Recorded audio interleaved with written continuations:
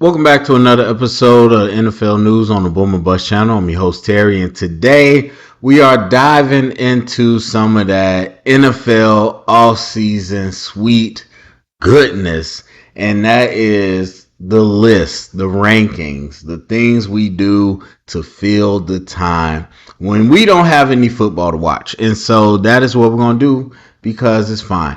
I have two positions today that we're going to talk about. And then I'll continue on after that with other positions in different episodes. But we got to fill the time, man. That's what it is. Madden's not out. People can't complain about all that. The preseason hasn't started. Training camp hasn't started. Hard Knocks haven't started. So we're just going to fill some time. But I do think this is a fun and productive conversation. It's not the most important. It's not the end all be all, especially because football is a team sport, but that's factored into what I'm going to talk about. So real quick, here are my factors. I think a lot of people give lists without context, without factors, without any of that. My number one factor when I'm ranking players is traits. What are your traits for the position? Some of the positions, most, are physical. Some are mental. You'll see that throughout a number of positions, mostly quarterback. But we're going to talk about traits number one. What can you do? Because I don't look at it necessarily in a vacuum of who are you on your team, but what if I take you and put you on another team? So traits to me is number one because that shows who's the best. Number two, we'll take into account accomplishments. So when you talk about this person has this many rings, this person won this playoff game, that's not the first thing I think about. It's secondary. We first talk about what can they do at the position, then we talk about the whole accomplishments and what they've done. Number three is the team context. What is the supporting cast around this person? Because that could elevate you over somebody else. And that's when we take into account what's going on. So those are my main three things to let you know. Physical trait, or I shouldn't say physical, traits at the position. Number two is accomplishments. And number three is supporting cast. All right, so we're going to start with the edge rushers because everybody loves the quarterbacks. So we're going to start with the edge rushers. Edge rushers, my bad. Number five, I'm going with Brian Burns. This was a tough call.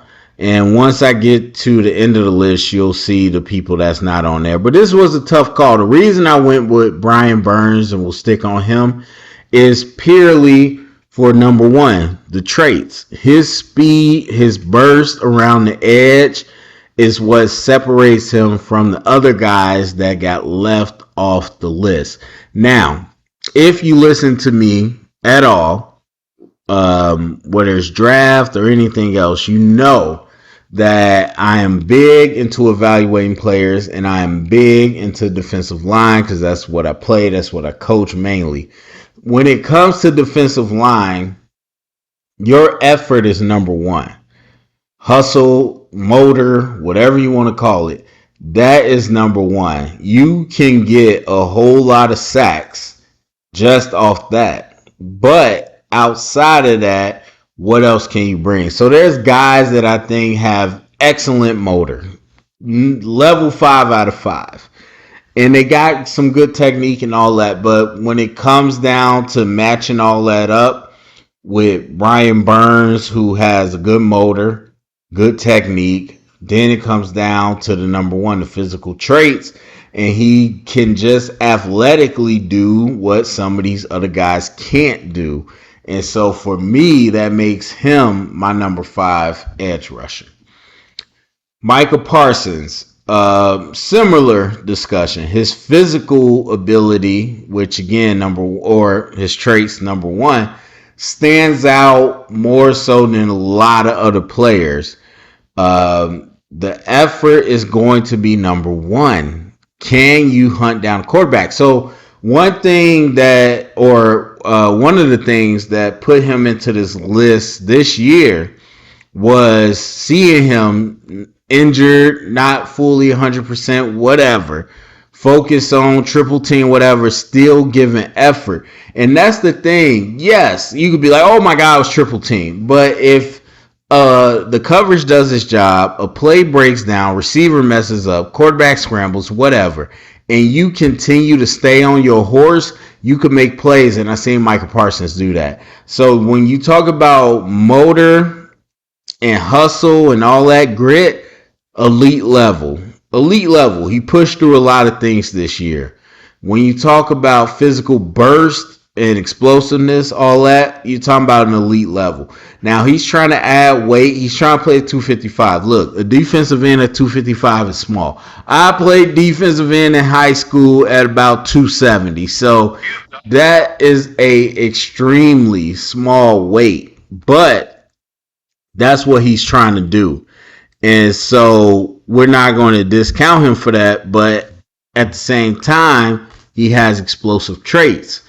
And he's picking up and getting better and better at his technique. Accomplishments are definitely there with the All-Pro nod, with the Rookie of the Year, all that stuff. We know what he's doing. He's on a great trajectory. I think what separates him with the other guys above him is that bit of physical trait in terms of physicality to play the run and strength.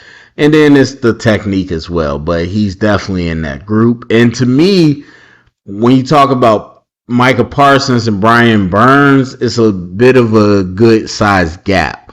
When you talk about Micah Parsons in the top 3, the gap is a little smaller. So then, my number 3 edge rusher, Myles Garrett. Myles Garrett, when you talk about traits, checks every box. Nothing you could touch him with. Nothing you can touch him with. When you talk about technique, I think he's up there. Probably could be a little better, but I'm talking about 9.5 out of 10. So he's still up there. Accomplishments, that's where he lacks. I mean, he's definitely put up numbers, don't get me wrong, but he doesn't significantly change the overall play of the defense. And it hasn't results into wins, which again, the media, the sports media thrives off that. When we talk about wins, playoff wins, blah, blah, blah, they thrive off that nuance. That to me is last on my rankings because it is so nuanced. So I'm not blaming the Browns on Myles Garrett. Myles Garrett, again, you pick him up and you put him on the team, he's top 3 to me. In terms of players I want to pick up and put on a team. So if you take Myles Garrett and you put him on the 49ers, what do you think he's going to do? Do you think he's going to be okay, or do you think he's going to eat? He's going to eat, absolutely.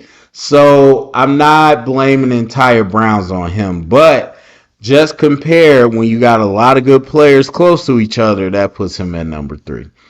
TJ Watt. TJ Watt was my number 1 as soon as I thought about it, but there's other factors to it. One thing that I'll point out, he's going to have Alex Highsmith getting a lot more attention.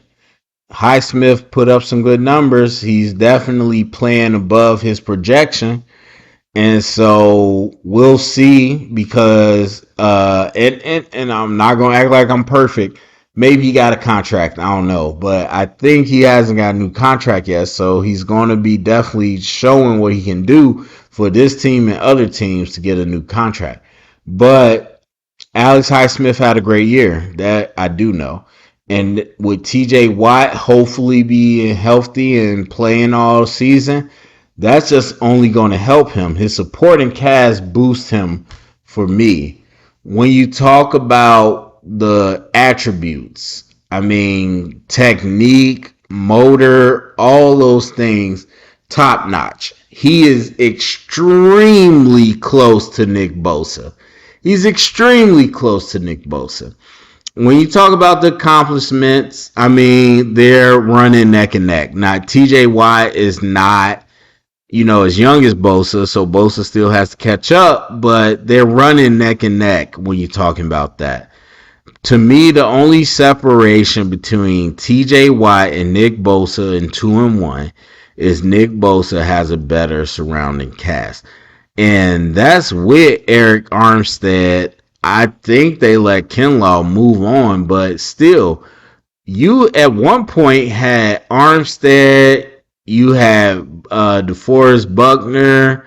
They end up drafting Kinlaw after Buckner, but still, it's a nice rotation in terms also of Fred Warner, the secondary, the defensive coaching. Now we're going into a year, no D'Amico Ryans. We're going into a year, no Robert Saleh. Without Robert Saleh, D'Amico Ryans picked it up. Without D'Amico Ryans, we'll see who will pick it up. But in terms of what Bosa has had around him, he's been great. Now, I analyzed D-line. Y'all know that if y'all watch the film. Nick Bosa's rookie year was all hustle. All hustle. I mean, technique was okay.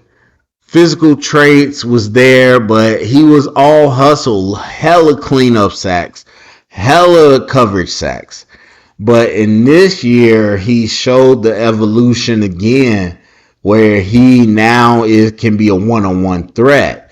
But he has a great supporting cast. You have to give him that, and that is the only separation between him and T.J. Watt.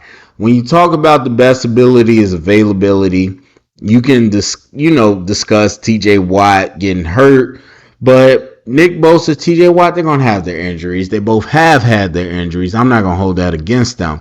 To me, the difference is in the supporting cast. Like I said, Highsmith came up, and we'll see what he does this year. You still got Cam Hayward and all that, but the Steelers defense is not the 49ers defense. And so I have to give Nick Bosa the edge as an edge rusher.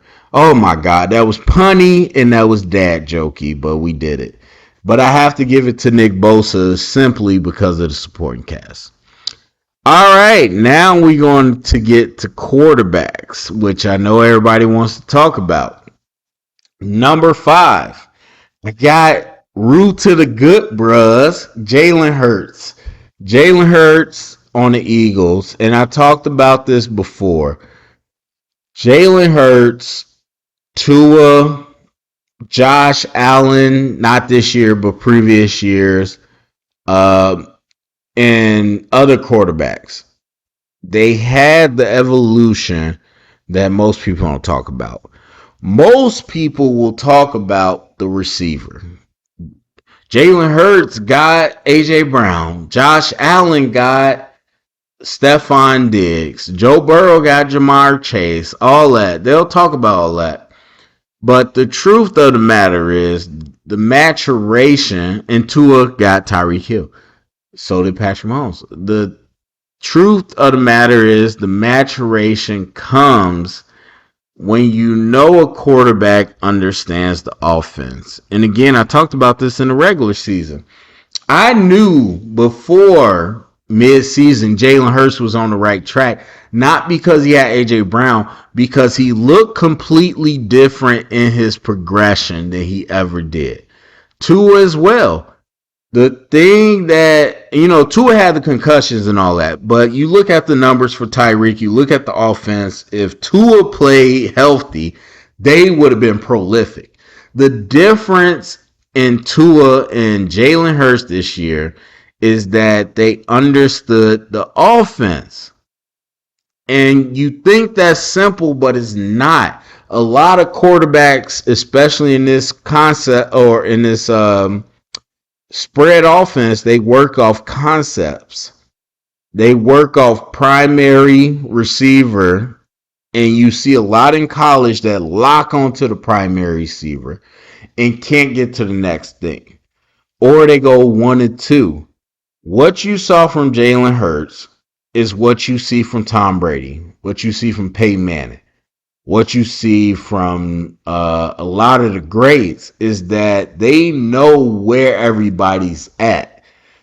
And so as soon as you read, once A is taken away, I know where B and C are. It's no different, and I know people will trash this, but it's no different than Madden. Somebody that understands football is going to eat in Madden because it obviously you just sitting at home. When you sitting there and you got a helmet on and you watching it live, it's way harder. 1,000 times harder. But at home, when you watch it Madden, okay, the safety went there.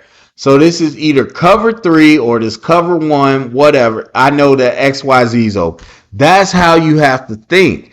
And Jalen Hurts got to that point. Jalen Hurts, on top of that, has the dynamic ability of running, scrambling, extending the play, but also quarterback running, option, first downs, all that. Obviously, took them to the Super Bowl. I hate to say that. They went to the Super Bowl. He was a big part of that. He was an MVP consideration. Jalen Hurts did his thing. I love him as a person and as the bros, but outside of that, quarterback on the field, he definitely took a step as a thrower and as a play evaluator, and kept his playmaking ability, which makes them pretty tough to defend. Number 4, I'm going with Josh Allen. Josh Allen, the cover athlete.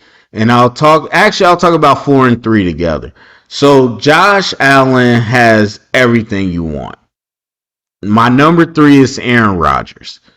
Everything you want. The reason Aaron Rodgers gets elevated is, number 1, he has more intangibles than Josh Allen. When you talk about the ability to read the defense, make the smart play with accuracy, is no comparison Josh Allen to Aaron Rodgers. Josh Allen has improved a lot, but he's nowhere close to Aaron Rodgers. Aaron Rodgers has a long resume of doing that.